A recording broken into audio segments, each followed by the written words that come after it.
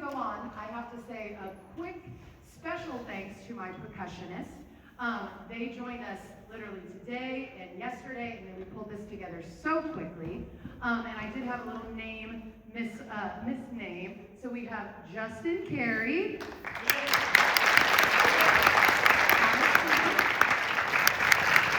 And the early drum set was Gavin Crocker.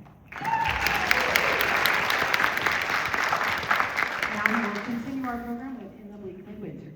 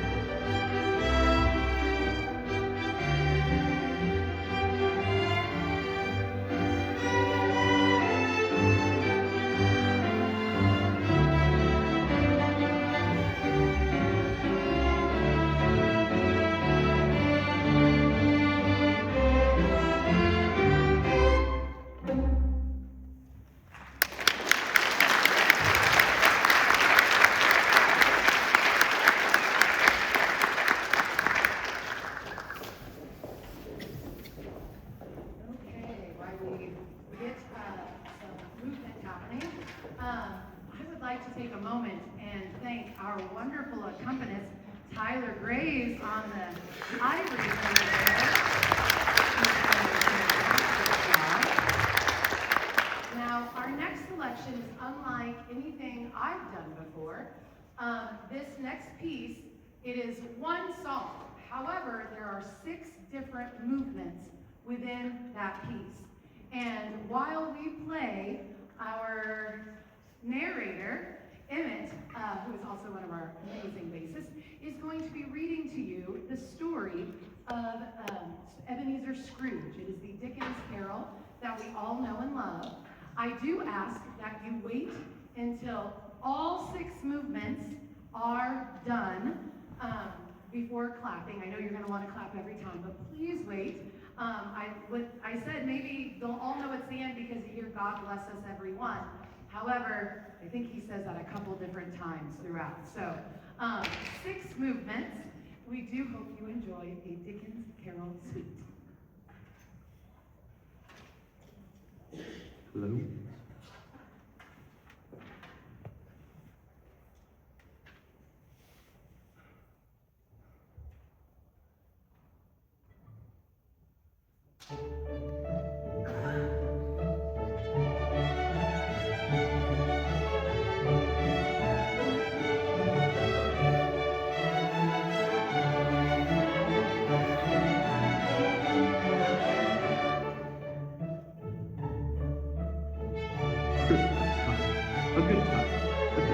Forgiving, charitable time.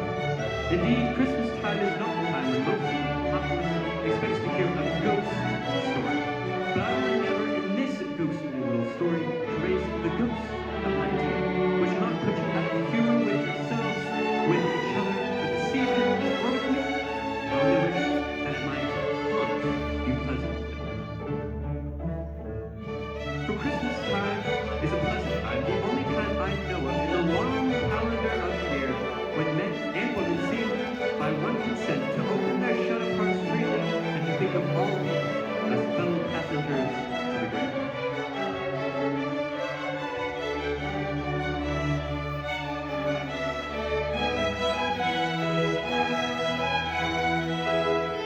And therefore, though Christmas has never put a scrap of gold or silver in my pocket, I believe that it has done me good and will do me good. And I say, God bless you.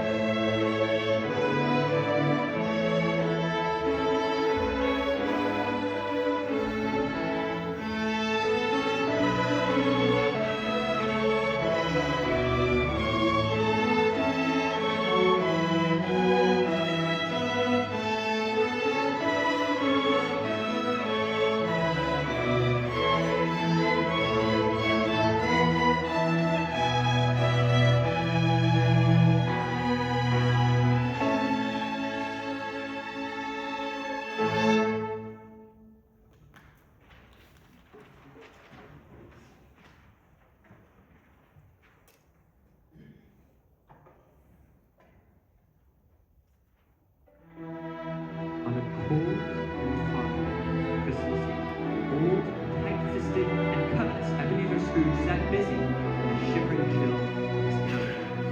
In the dismal cell that was the next room, his clerk, Bob Cratchit, worked by a stove, the flame kept barely alive, with less than one lump of coal to fuel the flickering embers.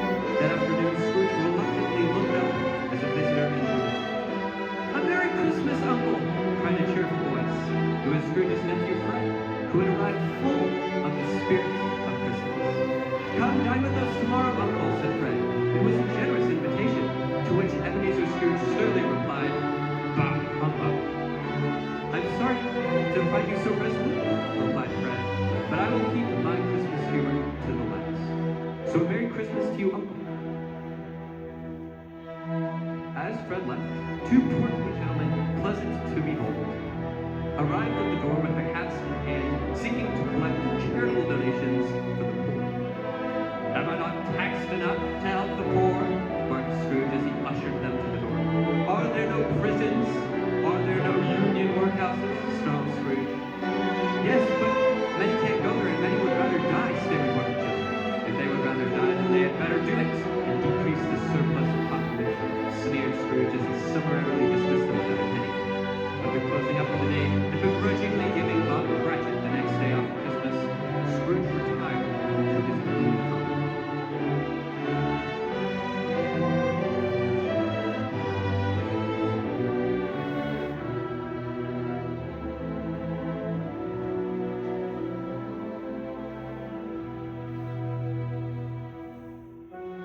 As he slid his block to the front door, an apparition appeared in the door knocker. It was the ghostly face of his former partner, Jacob Marley, who had died 7 years before that very night. Startled, Scrooge entered his dark old house, stepped cautiously up the stairs, and locked himself in his room. He sat in his chair before the fire and began to eat his gruel. Soon, he noticed the faint tinkling of an unused bell that hung in the corner. One by one, every bell in the house began to ring out and ring out loudly. Suddenly, Scrooge heard footsteps heavily thumping up the stairs and with them a clanking noise as if a person was dragging a heavy chain. A ghostly figure floated through the locked door. It was Jacob Marley, bound in chains and dragging behind him a trail of cash boxes, keys, ledgers, deeds, padlocks, and more chains wrought in steel.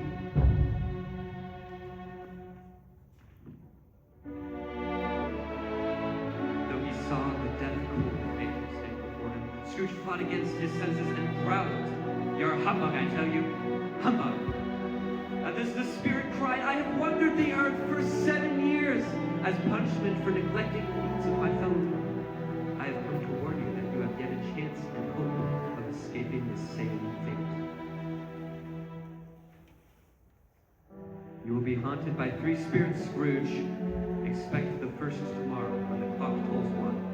Then the ghost of Marley floated out through an open window into the bleak, dark night. Scrooge slammed shut the window, went straight to bed without undressing, and exhausted, fell asleep upon the instant.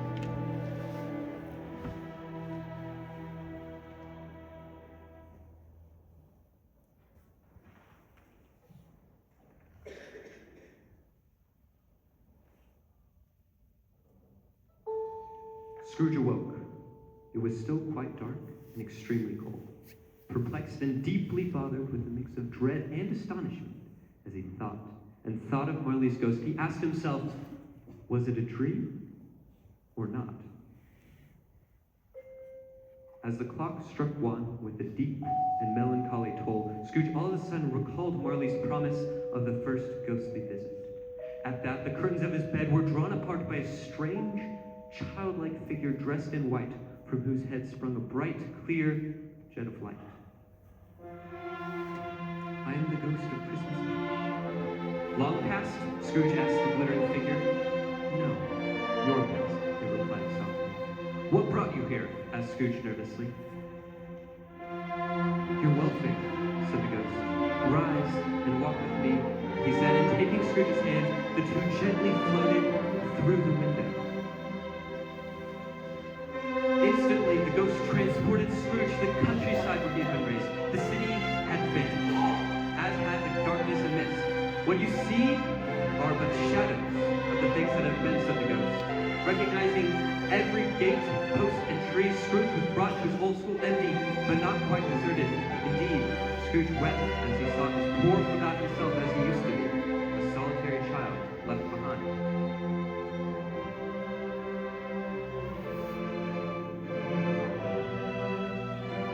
The ghost motioned toward the classroom door and opened, and a little girl darted. It was Scrooge's little sister, Faye. Father has sent me in a coach to bring you home, dear brother, said the child. Home forever and ever.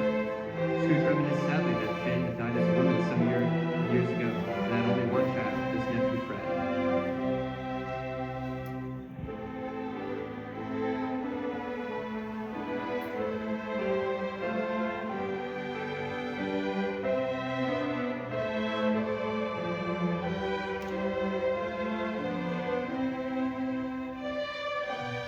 In but that moment, the schoolhouse was left behind them, and Scrooge and the ghost were now in the busy thoroughfares of the city.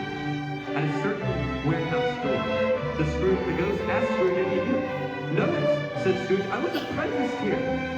They watched as a jolly Christmas party ensued, dancing and singing and merriment all around. Ebenezer, now a grown young man, and his fellow apprentice, Dick Wilkins, were leading the way, and with them, the jovial old merchant Fezziwig. During the whole of this time, old Scrooge's heart and soul were in the scene with his former self. He remembered everything and enjoyed everything.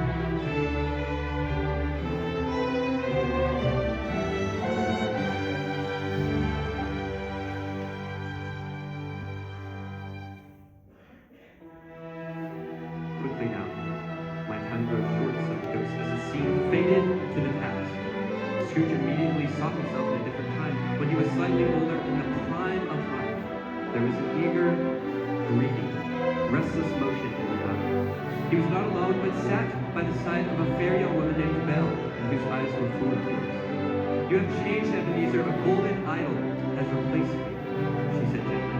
"And I release you with a full heart for the love of him who you once were," she continued, handing back to him her golden engagement ring. "Spirit, why do you torture me? No more, no more," cried Scrooge. But there was more. Taken to a more recent Christmas, Scrooge saw the same Belle, now a comely middle-aged nature, surrounded by her delightsome and loving family. As he watched, Scrooge was flooded with a dreadful awareness that he was quite alone in the world. Tormented by these scenes from his past, Scrooge exclaimed, "Remove me from this place, Spirit! Take me back, haunt me no longer!" The light of the ghost was extinguished.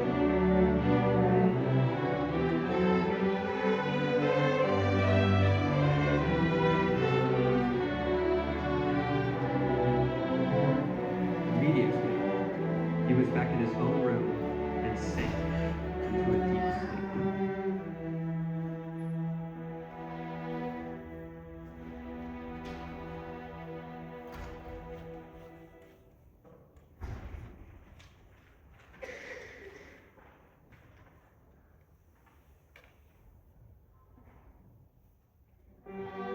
Suddenly, Scrooge awoke as again the bell was upon the stroke of one. Scrooge rose from his bed, trembling at the sight of light emanating from the next room. The old heart was ablaze, the room transformed. Holly, mistletoe, and ivy hung all about, sitting on a throne of meat, red-hot chestnuts, fruits, plum puddings, cakes, and seeding bowls of punch. Was a jolly giant, glorious to see, who bore in his hand a gloating ornament like a tortoise. Come in and know me better, man. I am the ghost of Christmas present. Boomed the joyful spirit, who is dressed in a deep green robe, bordered in white fur. Spirit said Scrooge submissively, "I went forth last night and learned a lesson. Tonight, if you have aught to teach me, let me touch my robe," laughed the ghost.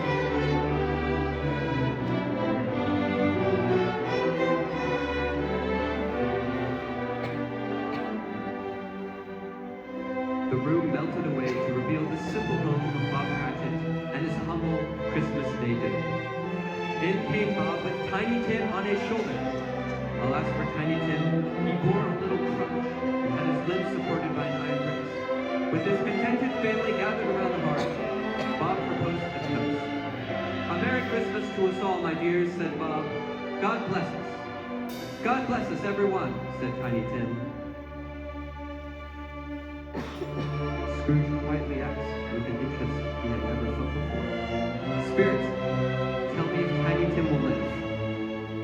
"I see a vacant seat in the poor chimney corner," replied the ghost, "and a crutch without an owner, carefully preserved. If these shadows remain unaltered by the future, the child will die."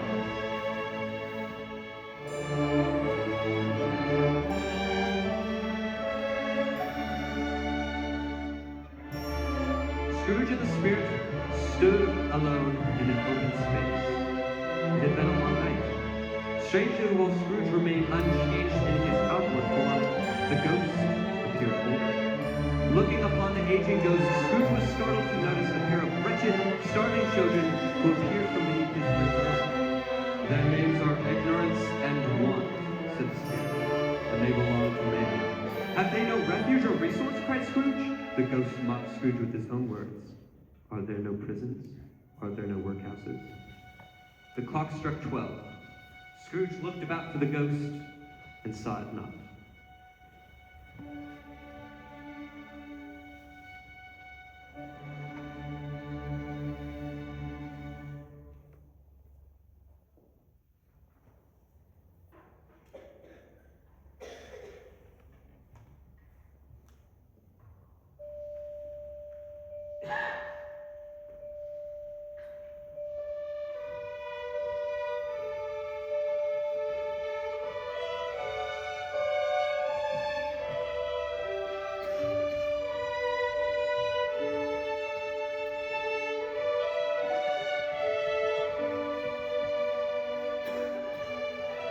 At the last stroke of midnight, Scrooge beheld a solemn phantom, darkly draped in hood, coming towards him like a mist in the dark.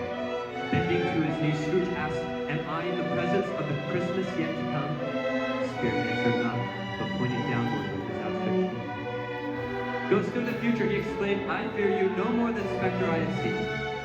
But as I know your purpose is to do me good, and I hope to live to be another man from what I was, I am prepared to bear your company and do it with a thankful heart."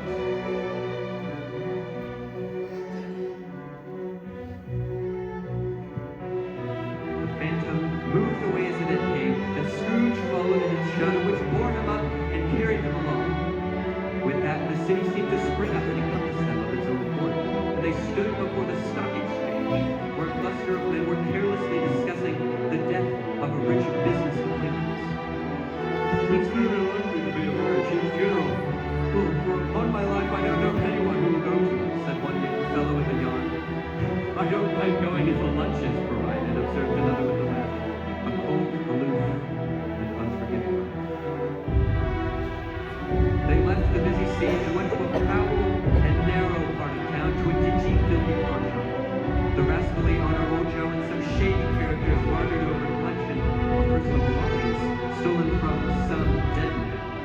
Scrooge was shuddering from head to foot. "Spirit, I see," he trembled. "The case of this unhappy man might be my own."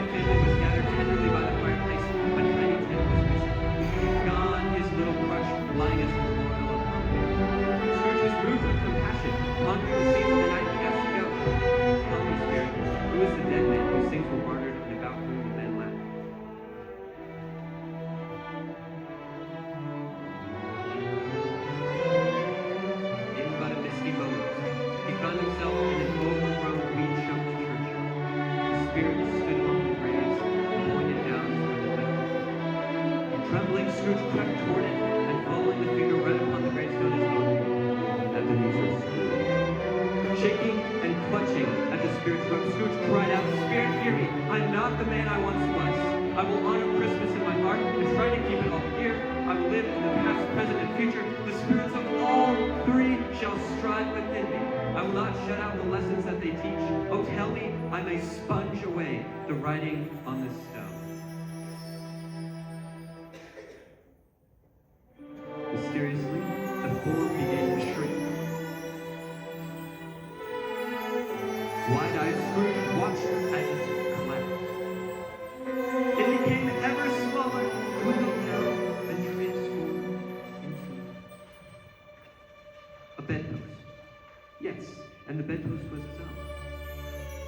"I will live in the past, the present, and the future," Scrooge repeated as he scrambled out of bed. "The spirits of all three shall strive within me. O Jacob Marley, heaven and Christmas time be praised."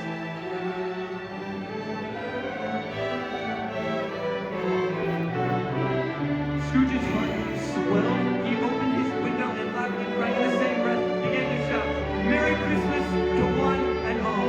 He called downward to a passing boy, promising a shilling and a half crown to deliver a huge Christmas turkey to the Cratchit house. Scrooge dressed himself in his best, then went out upon the street, greeting everyone he had met with a good humor and a light smile. He happened upon the portly gentleman who had been here collecting for charity the day before.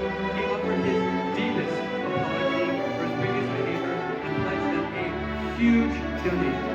Scrooge then found himself at Fred's door and knocking, asked if he could come in. It was a wonderful party with wonderful games, wonderful unanimity, wonderful happiness.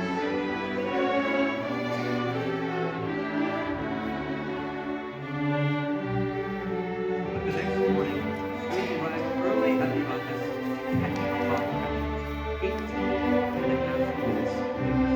His arrival. Feigning anger, Scrooge began to scold Bob, then suddenly laughed. "A Merry Christmas, Bob! A merrier Christmas, my good fellow, than I have given you for many a year. I'll raise your salary and endeavor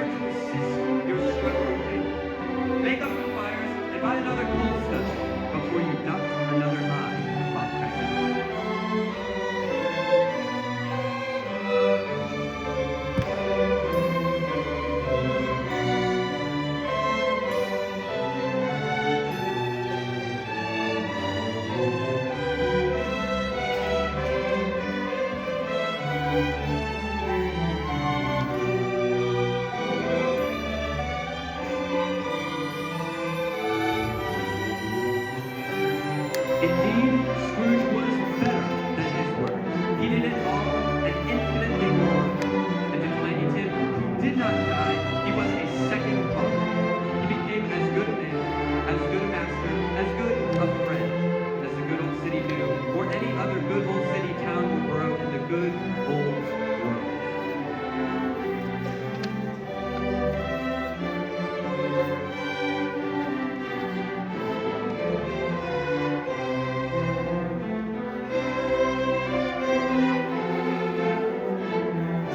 And it was always said of you that he knew how to keep Christmas well.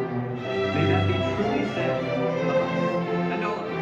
And so, as Tiny Tim observes, God bless us, everyone.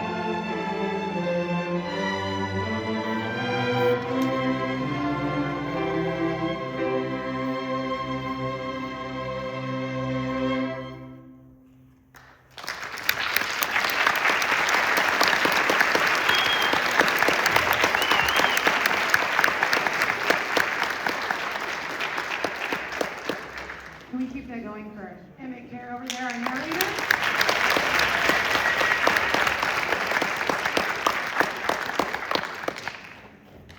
Can we give another round of applause to all of my percussionists who helped out this evening? I'm very glad. I have multiple children in here that do band and orchestra, and I have very talented kids on this stage. And I just say, hey, give me some percussionists, and we make it happen. And they always help, and I'm so grateful to them.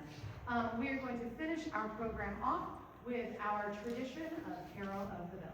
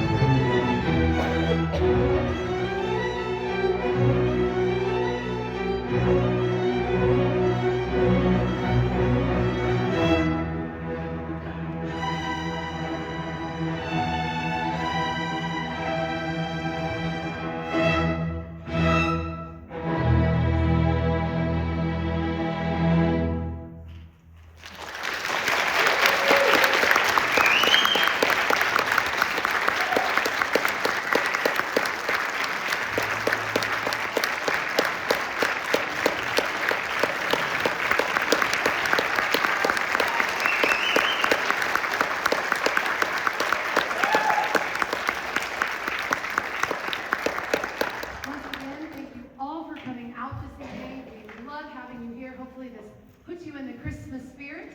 And on our program, I'm pretty sure I double checked all my dates, but you never know.